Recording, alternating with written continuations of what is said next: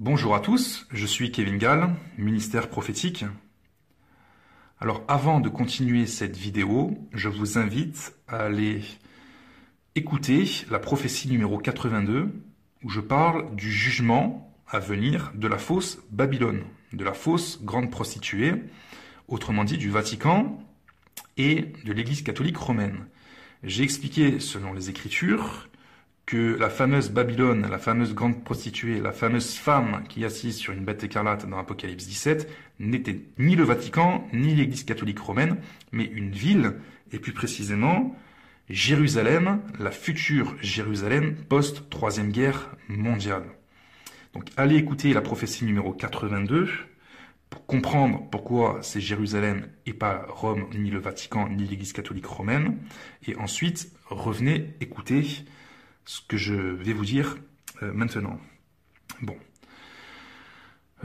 Je vais maintenant approfondir donc les prophéties pour vous faire comprendre qu'est-ce qu'il doit venir, qu'est-ce qu'il doit paraître après la Troisième Guerre mondiale du côté de Jérusalem.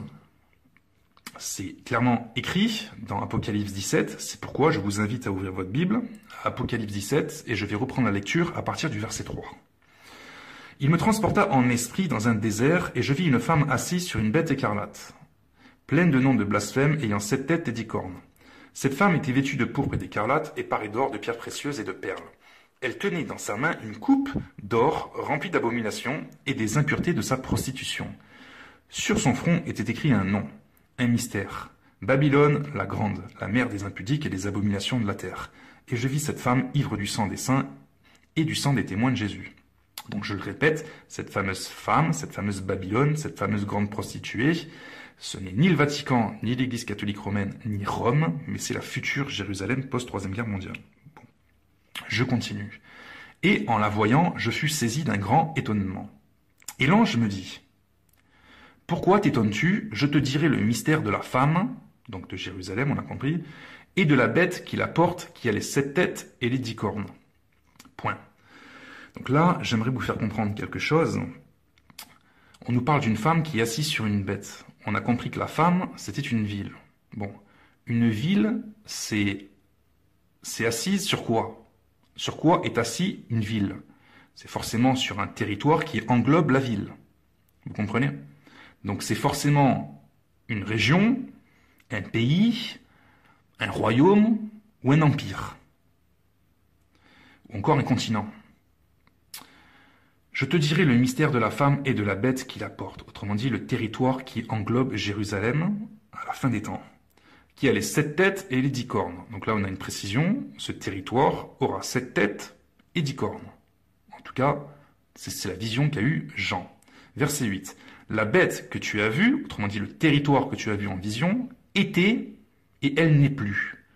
Autrement dit, Jean voit une bête qui représente un territoire qui était et qui n'est plus à l'époque de Jean. Un territoire qui englobe Jérusalem, qui existait avant Jean, mais qui n'existait plus à l'époque de Jean. C'est très important de le comprendre, ça.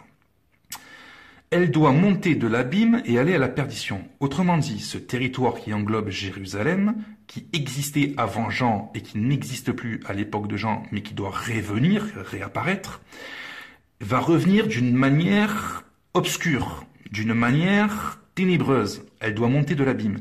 Ça veut dire que la manière dont cette bête, dans ce territoire va revenir, va se faire non pas avec un esprit, un bon esprit, mais avec un esprit ténébreux, de l'abîme, satanique, antichrist, et aller à la perdition. Ce territoire ne va pas durer longtemps. Il va aller à la perdition, ça veut dire qu'il sera jugé, dépouillé, anéanti. Bon. Donc là, on a des éléments qui nous font comprendre que bientôt, après la Troisième Guerre mondiale, il y aura un nouveau territoire qui englobera Jérusalem et qui ressemblera en fait au même territoire qui englobait Jérusalem avant l'époque de Jean. Ok. Et les habitants de la terre, ceux dont le nom n'a pas été écrit dès la fondation du monde dans le livre de vie, s'étonneront en voyant la bête. S'étonneront en voyant la bête. Parce qu'elle était, elle existait, et qu'elle n'est plus, elle n'existait plus à l'époque de Jean, et qu'elle réapparaîtra, réparaîtra. C'est ici l'intelligence qui a la sagesse. Les 7 têtes sont 7 montagnes sur lesquelles la femme est assise. Autrement dit, un territoire qui englobe Jérusalem, d'accord, sur laquelle la femme est assise. Ce sont 7 montagnes. Un territoire qui a 7 têtes, qui sont 7 montagnes, et qui englobe ou qui entoure Jérusalem. Je ne veux pas parler des montagnes, je veux parler du verset 10. Ce sont aussi 7 rois, 5 sont tombés, un existe, l'autre n'est pas encore venu, et quand il sera venu, il doit rester peu de temps. Point. Ok. Dans la vision, Jean nous fait comprendre que le territoire qui englobera Jérusalem après la Troisième Guerre mondiale ou à la fin des temps, en tout cas à l'époque de l'Antéchrist, si vous voulez, il a une figure, d'accord, qui est exactement la même figure qu'avant l'époque de Jean. Mais que, en fait, dans l'histoire ou dans le temps, il y a eu des territoires qui ont englobé Jérusalem et qui avaient différents visages, différentes têtes. Vous comprenez?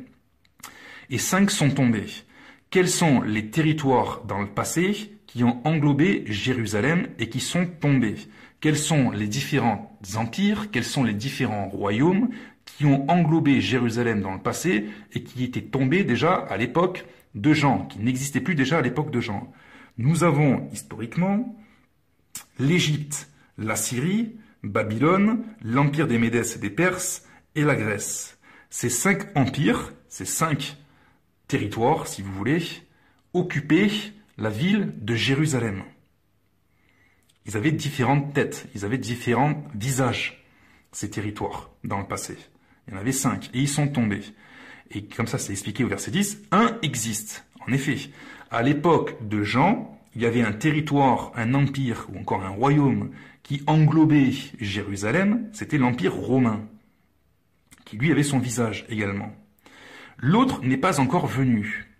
Donc à l'époque de Jean, il devait venir un royaume, un nouveau royaume ou un nouvel empire qui devait englober Jérusalem. On le sait, nous, puisque nous sommes maintenant en 2016, c'était l'empire ottoman, qui n'existe plus d'ailleurs.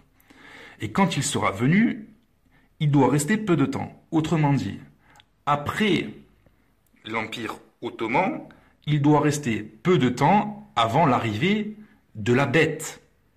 Verset 11.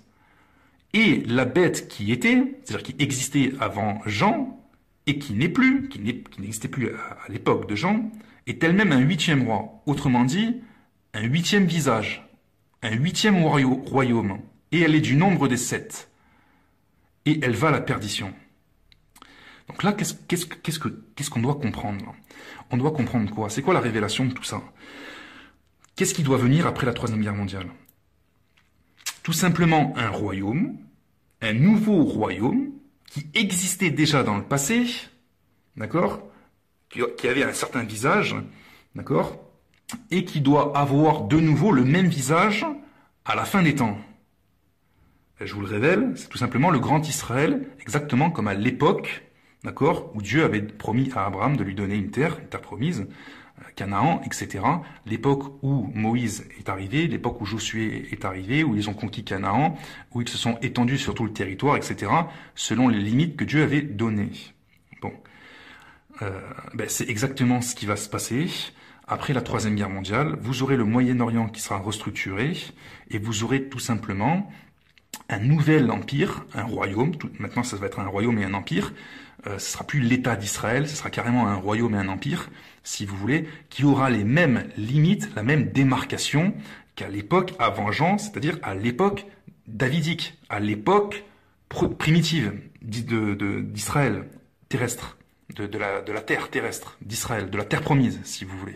C'est ça qui sera fait, chose qui n'est pas encore à l'heure actuelle tout à fait le cas, puisque vous avez la Cisjordanie au milieu, vous avez des territoires qui ne sont pas encore bien donnés à Israël. Donc, c'est exactement ça, c'est exactement ce qui va se passer. Je vous signale que l'Égypte, la Syrie, Babylone, l'empire des Médès et des Perses, la Grèce, l'empire romain, l'empire ottoman, c'était des empires ou des royaumes. Depuis l'empire ottoman, depuis la chute de l'empire ottoman, il n'y a eu aucun empire ou aucun royaume qui a englobé Jérusalem. À l'heure actuelle, nous avons un État d'Israël, mais nous n'avons pas un royaume ni un empire. Or, il faut qu'un royaume paraisse. Et c'est exactement la prophétie biblique de Daniel 7, le 4e animal, où l'ange fait comprendre à Daniel à travers la vision que le 4e animal, c'est un royaume qui doit exister de nouveau sur la terre, d'accord, et qui sera en collaboration ou coexistence, si vous voulez, avec 3 autres royaumes, le lion, le léopard et l'ours. Vous comprenez?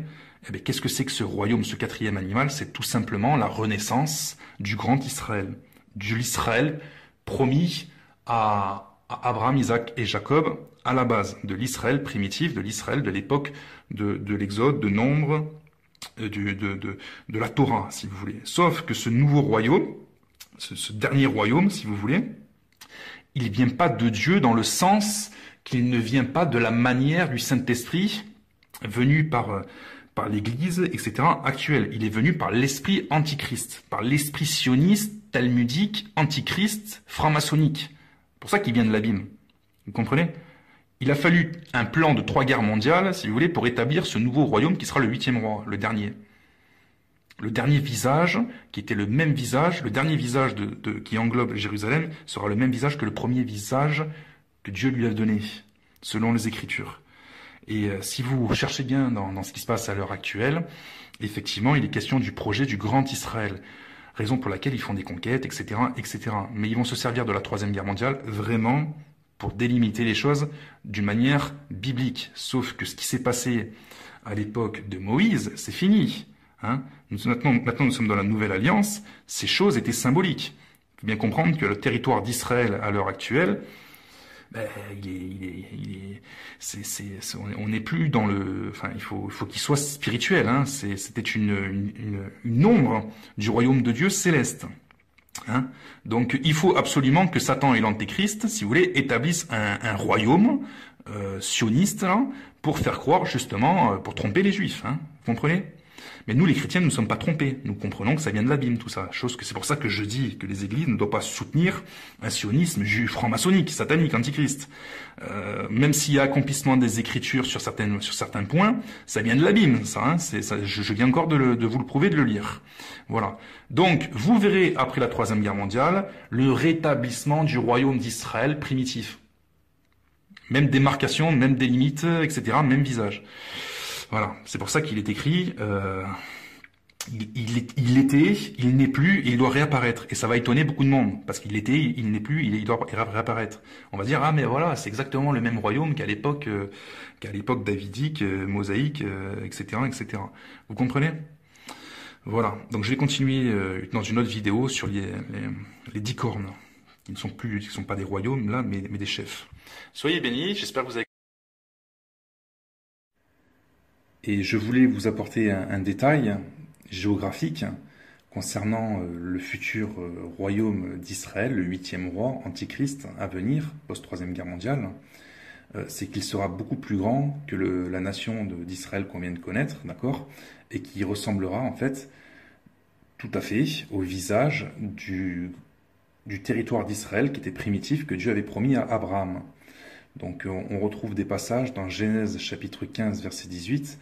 En ce jour-là, l'Éternel fit alliance avec Abraham et dit « Je donne ce pays à ta postérité, depuis le fleuve d'Égypte jusqu'au grand fleuve, au fleuve d'Euphrate, le pays des Kéniens, des Kénisiens, des Cadmoniens, des Essiens, des Phérésiens, des Réphaïm, des Amoréens, des Cananéens, des Girgasiens et des Jébusiens. » Et on peut lire également dans Josué chapitre 1 verset 4, « Vous aurez pour territoire depuis le désert et le Liban, jusqu'au grand fleuve, le fleuve de l'Euphrate, tout le pays des Essiens, et jusqu'à la grande mer vers le soleil couchant. » Donc grosso modo, ça correspond à la carte que je vous ai donnée, qui est une carte assez connue qu'on peut trouver sur Internet concernant le grand Israël à venir, post-3e guerre mondiale. Mais bon, si on s'attache vraiment aux Écritures bibliques, cette carte, elle est c'est un petit peu gros encore, hein, parce que si on considère Genèse, le verset que je vous ai donné, chapitre 15, verset 18, Dieu donne le territoire depuis le fleuve d'Égypte. Si on prend le nord du Nil comme limite, ça suffit. ça descend un peu trop bas, à mon avis, au niveau de l'ouest, hein, dans la côte ouest de la mer Rouge. À mon avis, non, ça descend pas aussi bas, tout comme ça ne va pas aussi bas à l'est concernant le pays de l'Arabie Saoudite. Donc effectivement, ça s'étend vraiment à l'est au niveau du fleuve de l'Euphrate. Donc vraiment, ça englobe la Jordanie, ça englobe l'Irak et ça va presque prendre l'Iran. Mais voilà. Et au nord, on se retrouve avec le Liban. Voilà. Donc comment ça se fait que ce territoire d'Israël qui nous est donné est bien plus grand que le royaume d'Israël davidique au niveau géographique? Puisque nous connaissons les cartes géographiques du royaume d'Israël au temps de David. Et bien évidemment, ce territoire, à son époque, n'était pas aussi vaste qu'au temps de Josué. Tout simplement parce que, à l'époque de Josué, entre l'époque de Josué et l'époque de David, il y a eu des reconquêtes au niveau des Philistins et des pays arabes. Voilà, et c'est ce qu'on retrouve au temps des juges. Donc il y a eu un temps vraiment entre le temps de Josué et le temps de David, où les territoires d'Israël, ou le territoire que Dieu avait donné, ont été reconquéris par des Philistins notamment. Voilà. Mais à la fin des temps, on va se retrouver avec le royaume primitif que Dieu avait donné à la base à Abraham, par l'intermédiaire de Josué. Voilà. Donc il va falloir s'attendre à une réextension du royaume d'Israël, d'accord, plutôt de l'État d'Israël, d'accord. Pendant la Troisième Guerre mondiale, il y aura une restructuration là-bas au Moyen-Orient. Et à la sortie de la Troisième Guerre mondiale, on se retrouvera avec ce vrai visage du 8e roi qui aura la même apparence que le royaume d'Israël primitif. Voilà, j'espère que j'ai été assez clair. En tout cas, tout est là, même au niveau des versets bibliques. Il n'y a plus de doute maintenant, avec Apocalypse 17, Genèse, Josué, etc. Voilà, soyez bénis, au revoir.